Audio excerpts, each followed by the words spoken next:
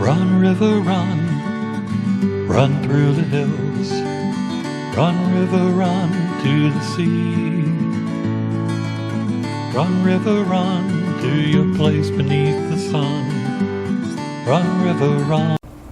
Hi, this is Jan Lewis. Welcome to Be My Guest. Today we have from Ashland, Michael Herbert. And Michael is the new town manager over there, and he's going to share his story with us, which is very inspiring. He's a power of example. Welcome. Thank you. Thanks, Jan, for having me. Start from the beginning. How did this all happen? Sure. Just the career, or just... You start anywhere you want. Yeah, just give you the brief life story. Well, I was raised in Tennessee and went to local schools there, went to school in Chattanooga afterwards. I think, probably most recently, the discussion topics about me have been about my road to recovery and my struggles with substance abuse, and that started in Tennessee. And actually, after high school, I went on tour with a band, and that's unfortunately where my addiction really kind of took a left turn and really got bad. And eventually I found myself up here in the Boston area, where I went to Berklee College of Music. I was fortunate enough to get in there. And, unfortunately, you can't escape your problems. You can't change your geography and suddenly change the person that you are. So unfortunately, I carried that substance abuse with me. Ended up paying a heavy price for it. I ended up leaving school. Ended up actually homeless on the streets of Boston. You were also kicked out of your band, weren't you? I was kicked out of my band, yes. That's a biggie when you... Yeah, as I think I've said, if when you get kicked out of a rock and roll band because you're drinking too much... He said right here in the newspaper article. I read about him in the Metro West Daily News Sunday. And that is something. He goes, let me tell you, when you get fired from a rock and roll band for drinking, you're in a bad spot. And it's very, very true. Oh, yeah. It's very, very true. But, I think it was a great experience for me being on the streets in Boston, and that's where I decided to get sober, or that light switch clicked. And I had a great opportunity to get sober in one of the shelters in Boston on Kingston Street. It was the Boston Rescue Mission. From there, I went to a halfway house called the Hope House, and really got to experience Boston. Yeah. Real Boston experience. Boston, yeah. And met some great people along the way. A lot of sad stories along the way. But after I got on my feet, I was very fortunate to get on my feet. Did you get it the first time around? No, actually, I had been to my first rehab when I was 16. So 16? Yeah. So okay. this is something that it was just evolving. And I have a history of it. My father passed away when I was 3, partially due to complications with alcoholism. From alcohol, yeah. So it's not foreign to me or my family. But yeah, so I was able to again get sober, get on my feet.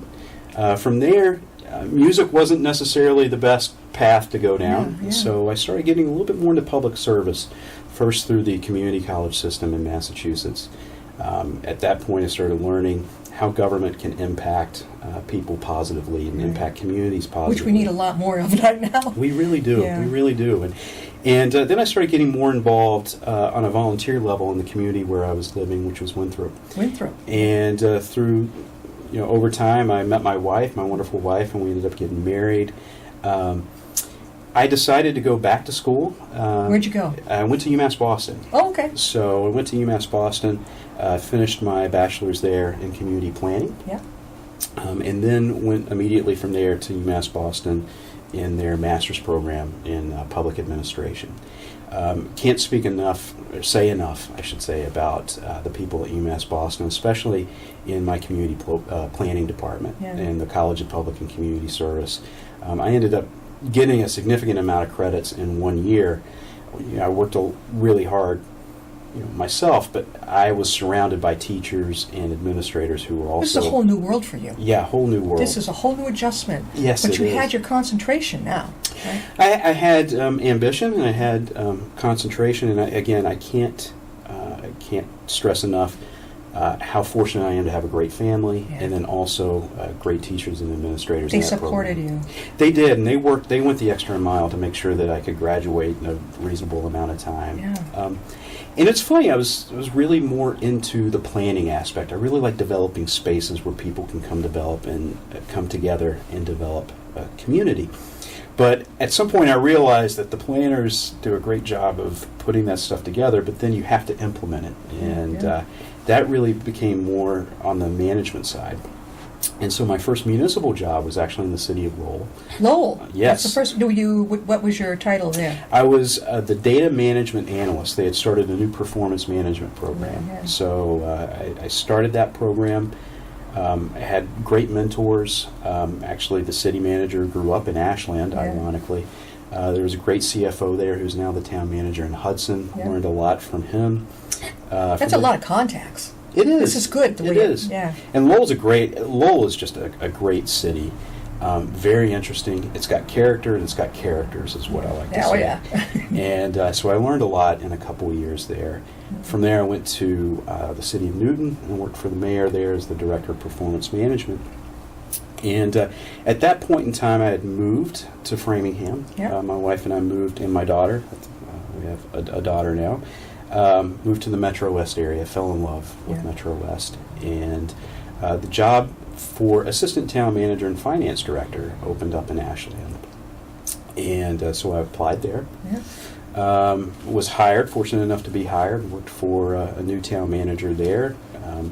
And about 2 years afterwards, he decided he wanted to leave that position and run for Senate back on the Cape, Yeah. which he did. I was fortunate enough to be promoted to town manager, and here I am. When did that happen? 2016, so January of 2016. About 3 years, About right? 3 years, yeah. Do you like it? I do. I think, a town manager position is, it's really interesting because you're not directly elected. You're appointed by the Board of Selectmen, but yet every year your job performance is reflected Yeah. in municipal elections that happen. So it's an incredibly challenging job. It's an incredibly rewarding job. I had to learn very quickly that there typically was not going to be an answer that was going to make everybody happy. Yeah. And for somebody like me who really likes to develop consensus around, especially controversial issues, it was a tough lesson to learn. Yeah, and you must get townspeople come in and they say, I want to talk with that town manager, and you're like, oh, gee, do you have to have a gatekeeper in your secretary to kind of like, I would assume, kind of like a buffer. Well, it's pretty interesting. I do have very much an open office, Yeah. and enjoy. The favorite part of my job is interacting with residents Yeah. and collectively problem solving.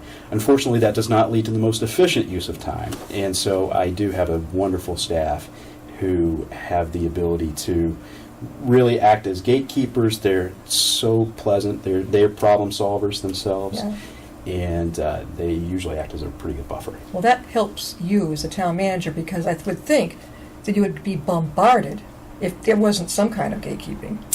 I am bombarded. That's one way of looking at it. Again, clearly I like to talk, and That's one good, of the most though. That's one of the good. most pleasant aspects of my job is being able to interact with residents, even when they're upset. Just being able to listen to them. Yeah. And hopefully help solve their problems. And kind of, once they know that their people are being listened to, Yeah. it's. I think it goes a long ways towards developing a rapport and trust. So you go to every town selectmen's meeting. I know here the manager is there. Mhm. Do you meet every particular day of the week, night? Usually it's the first and third Wednesdays of the month. Okay. I typically go to planning board meetings, other meetings, community meetings. Generally, I like to meet with neighborhoods also. Yeah. So usually we have meetings, just neighborhood meetings in people's homes where I get to hear about issues. That is now, okay, neighborhood meetings in people's homes. Yeah. I've never heard of that. I think it's great. What happens with that? Well, usually there's obviously community-wide issues that surface, but then there's a lot of things that happen just with each individual neighborhood that is, idiosyncratic to that neighborhood Yeah. and requires some level of assistance. So a good example is one neighborhood had issues with people parking Yeah. on the street, Sure. and that developed some issues with congestion and getting emergency vehicles through. So you go into people's homes, you get to hear about that granular stuff. Yeah. And I'm amazed they're opening up their home, though. I mean, is it like their living room and they have a bunch of people and then you're there too? Yes, that's exactly what it is. I've never Exactly heard what it of is. that. So so you all get there and they're able to voice what they're feeling to you. Is it videotaped? No. Okay. These are usually very, I think intimate's a strong word, but very informal, Yeah. I would say. And Was it your idea to start it? yes, and Uh-huh. we have, I have really good board of selectmen who are encouraging of that and are willing to do that themselves, Yeah. and it's an important part of the job, I think. That is fantastic. You got the Board of Selectmen there in Ashland to say, okay, we'll go along with it, and you get to meet in a neighborhood in someone's home every month? Yeah, usually, I mean, we've dialed it back a little bit, but at a point, it was monthly, a couple years ago. Framingham. Ashland, what would you compare it to? It's bigger than Upton. Everybody's bigger than Upton. Yeah, it's bigger than Upton. Grafton, maybe? Or Westboro? Grafton, I'd say Medway. Yeah. So I think Ashland is in a unique situation in that it still has a little bit of the industrial past Yeah. that you would see more in like a Framingham or a city, but then it still has some agricultural roots as well, like you would find in Upton or Holliston and Hopkinton. And so it's one of the more newly incorporated towns, Yeah. being 1846, Yeah. new. But it was actually pieces of Framingham, Holliston, and Hopkinton were taken to incorporate Ashland. in that That's time. interesting. How can people get a hold of you? People can, the best way usually is email. Okay. So that's mherbert at ashlandmass.com. Yep. And, or call the town manager's office. Yeah. I'm pretty active on social media, so. My You're active Facebook on page- social media? I am. So you have a blog, tweet, or I don't do any of that, but do you have a Facebook? Yeah, I still, it's probably not the best practice, but I still use my personal Facebook page to do a lot of, business stuff. And I really enjoy promoting the people of Ashland, and especially our departments and the work that's done. So you usually see a lot Have you of been that. on Ashland television yet? Oh, yes. Okay, Yes. good. Okay, all right. Well, you be sure to get this over to them, too. I will definitely do that. Now, we're talking with Michael Herbert, and he is the town manager over in Ashland, Massachusetts. He's been there for 3 years, and I read about this guy in a Sunday newspaper. Now, there's a nice, big, juicy picture of you sitting here. Now, that's supposed to be in your office. It is my office. Okay, with his guitar. Yes. You Yes. still playing? Oh, I still play. Yeah, I still In a play. group? No, I will say the first time I played publicly in a long time was last year. Very interesting story. We have a planning board member who is a musician, and he has a very unique setup in that he has recorded himself playing different instruments, and he gets up there with his guitar Yeah. and has those playing. It's synchronized. Yeah. So it's the Dale Show. Anybody who wants to find that. And so he invited me to play at a couple of farmers market and one of our arts festivals, and so started playing with him. We'll So you do a haven't couple given gigs up. this year. Hey, you haven't given up on your music ability. No. Do you sing? I do sing. When I went to Berkeley, it was mainly for guitar. Mm. I'd say probably my more natural instrument is voice. Yes. Is the voice. Yeah. Did they teach you how to riff on, what's it called, riff on the guitar? Yeah, you can all kinds of stuff on This is guitar. not an electrical guitar, right? That is an electric. Okay, it is. It is. I can't It tell is. when I don't see any chords. No, we didn't plug it in for that. Oh, okay. Exactly. You know, it does. Your face does not do you justice. You know, a lot of people. No, a lot of people. A photograph will be taken. I don't. So we can do this. Will be taken of somebody, and when you meet them in person, they look 1,000 times better. And that's you. Aw. You look like 20 years younger in person. Well, maybe it was a stressful day when I took that Could picture. have been. So. Now you're living in Ashland too. Is that do you have to I live live there? in Framingham. Okay, now I know Yeah. Framingham. They've made that a city now. It is a city, yes. Yes. It's a city, so you keep telling me to put it up. No, over this way? Okay. Down. Oh, it's done. Okay. Well, I'm getting older. So, yeah, Framingham. Were you surprised when they made it into a city? Not really. Obviously there's very different forms of government, city and town. City is a lot more, I think, efficient. Town, you get a lot more direct representation. But a city or community for Amingham's size, it really did need to move towards being a city. Yeah. A little, if you go to a city form of government, you can either go to a city manager or an elected mayor. Probably would have preferred to see it go the city manager route, but there's pros and cons to both. There's pros and cons. Now, getting back to the story, what was the hardest part of recovery for you? The hardest part? More parts, plural. Really retraining my mind to take responsibility for my actions and take responsibility for the situation that I was in. Yeah. I think a lot of people, especially people with substance abuse disorder, have the ability to project become angry and resentful, and use that as a crutch in a way, and then ultimately that's what gets you in a lot of the trouble that you're in. Right. So I was very fortunate to get involved with a group that really taught me how to take stock of my own faults and my own actions and take responsibility for the role that I contributed in the situation that I was in. And I have found that has helped me, whether we're dealing with getting sober or with family issues or even work issues. So clearly in this business, things don't always go the way you want, or situations evolve where you feel like you were wronged. I think is very, very strong. Yeah, but the ability to go back and, instead of stewing about that, figuring out, well, how did I contribute to this, has been both the hardest thing to learn, but the most beneficial thing. What is it saying?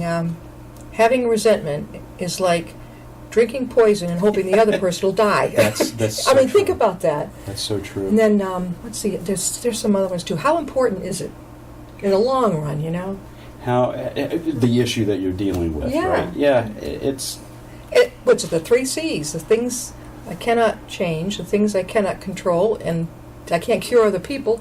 Right. You can only focus on yourself. Exactly. And it's a lesson I'm really trying to teach my daughter, who just turned 10, is the ability to, there are certain things that you can control. And you can, I call it control the controllables.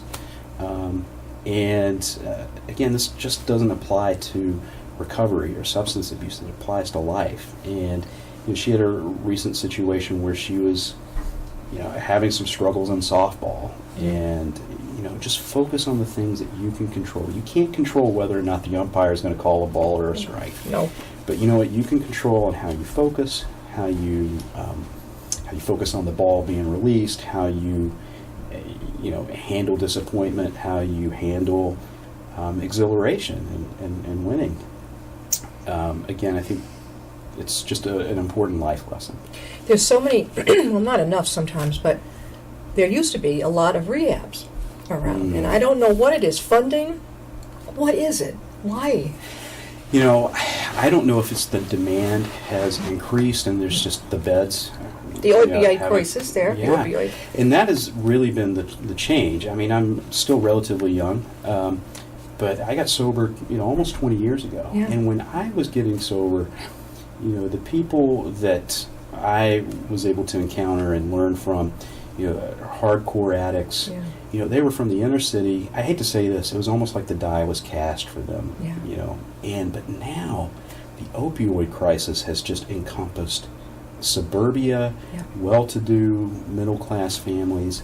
And like I said, I don't know if it's just the beds haven't kept up with the increase in demand or what, but yes, it's definitely an issue that needs to be addressed. I don't see enough of the hospitals making enough room. It would be obviously the mental health emergency room, but I'm not seeing a whole lot of that.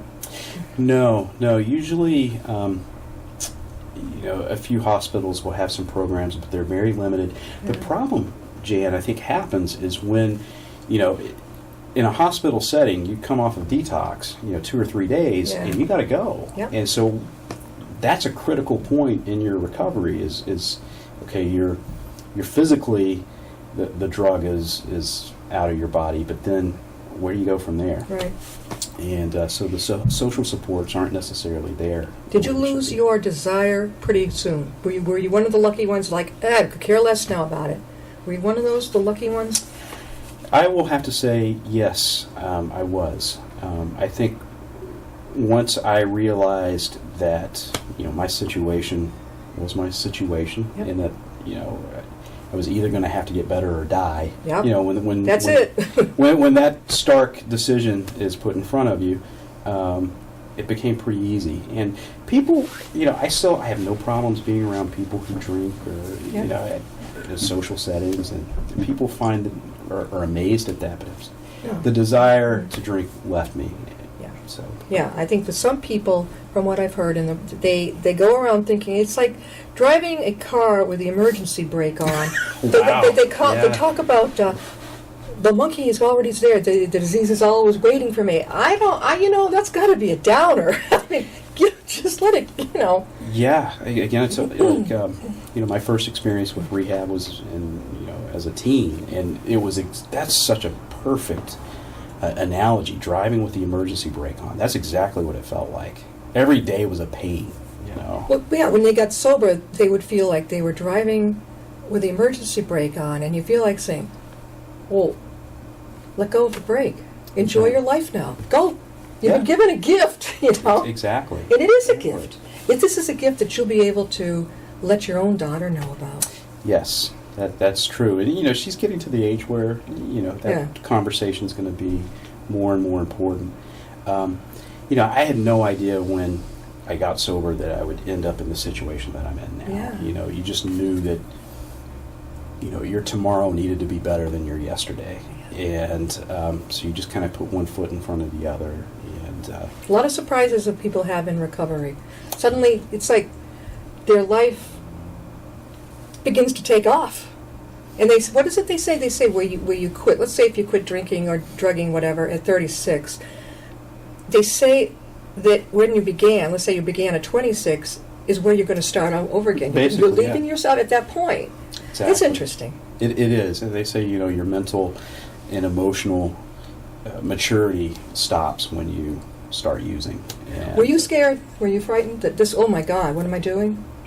Well, I can tell you in the shelter, those are scary places. Gift of desperation, right? Gift of that's exactly what it is. The That's gift of exactly what it is. desperation. And look at you talking with Michael Herbert. What a power of example. He is the town manager in Ashland, very open about his recovery.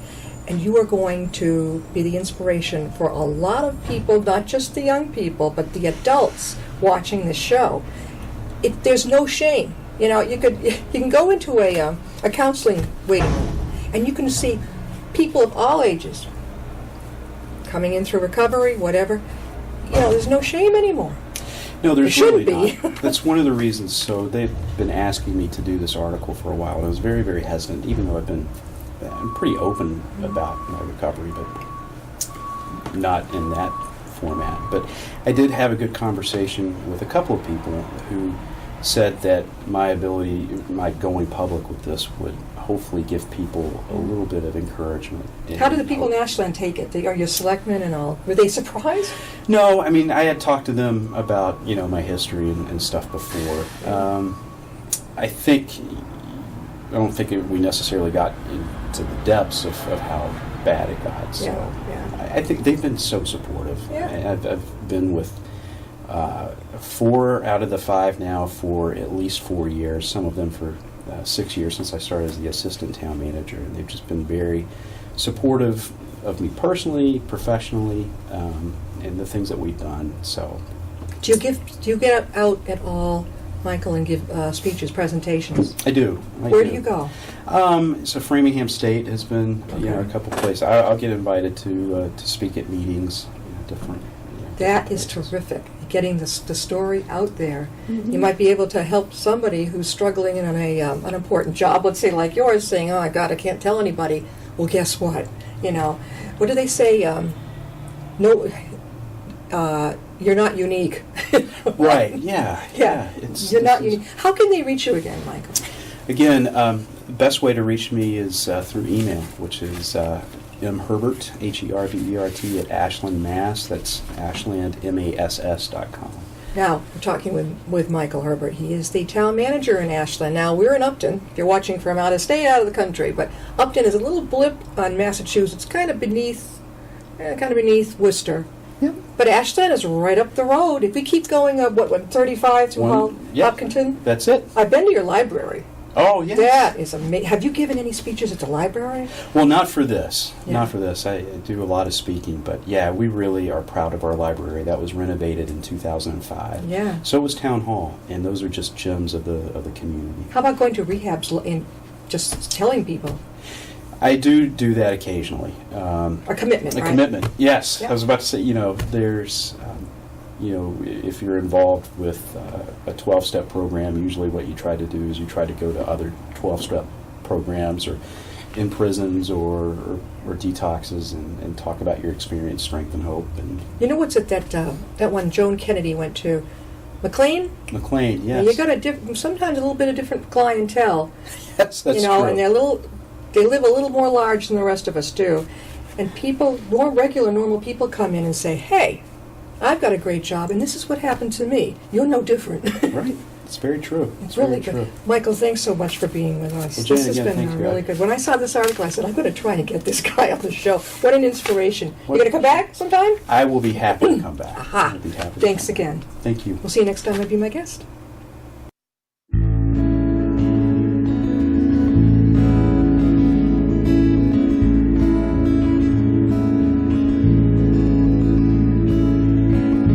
Riding on a shooting star,